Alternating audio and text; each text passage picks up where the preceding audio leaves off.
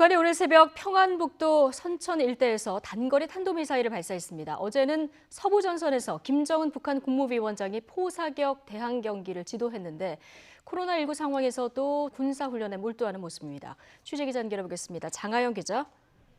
네, 통일 외교 안보부입니다. 예. 자, 이달 들어서만 지금 세 번째 발사인 거죠?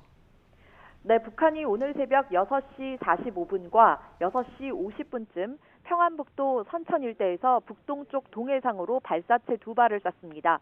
합참은 북한이 쏜 발사체가 단거리 탄도미사일로 추정되고 비행거리가 약 410km, 고도 50km로 탐지됐다고 밝혔습니다.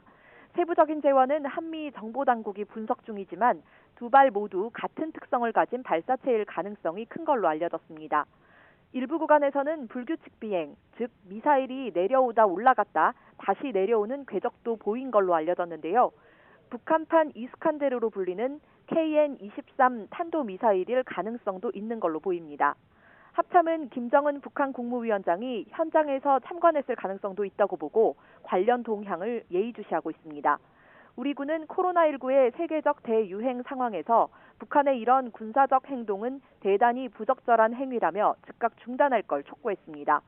앞서 북한은 지난 9일에도 함경남도 선덕에서 초대형 방사포 3발을 쐈는데 비행거리 200km, 고도 50km로 파악됐고 지난 2일에는 비행거리 240km, 고도 35km로 비행한 초대형 방사포 2발을 쏘아 올렸습니다. 네, 어제는 또 김정은 북한 국무위원장이 서부전선에서 포사격 훈련을 지도했다 이런 보도도 있었어요. 네, 김 위원장이 코로나19 전국에서도 군사 행보를 이어가고 있는 모습입니다. 조선중앙통신은 김정은 위원장이 어제 조선인민군 서부전선 대연합부대들의 포사격 대항 경기를 지도했다고 보도했습니다.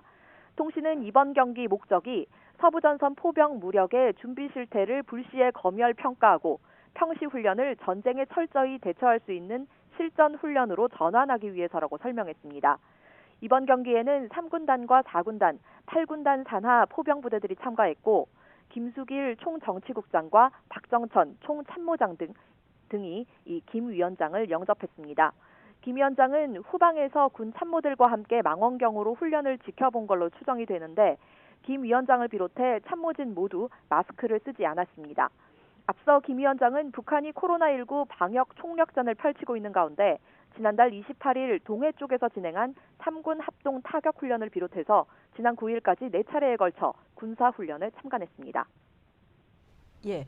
자, 이런 가운데 북한이 다음 달 우리 국회격인 최고인민회의를 소집했다고요? 그렇습니다. 조선중앙통신은 오늘 북한이 다음 달 10일 평양에서 최고인민회의 제14기 3차 전원회의를 소집했다고 밝혔습니다. 지난해 8월 이후 7달여 만의 회의인데요. 지난 회의에서는 김정은 국무위원장의 법적 권한을 대폭 강화하는 헌법을 채택한 바 있습니다. 김 위원장은 이번 회의에 불참할 가능성이 크지만 코로나19의 국제적 확산세 속에 북한이 초특급 방역 조치를 펼치고 있는 가운데 소집된 거라 결과가 주목됩니다. 김 위원장의 잇단 군사 행보, 또 평양 종합병원 착공식 참석, 최고인민회의 소집 공고 등은 당 창건 75주년인 올해 김정은 유일 영도 체제를 더욱 확고히 구축하겠다는 전략적 의도로 보입니다. 지금까지 통일외교안보부에서 YTN 장하영입니다.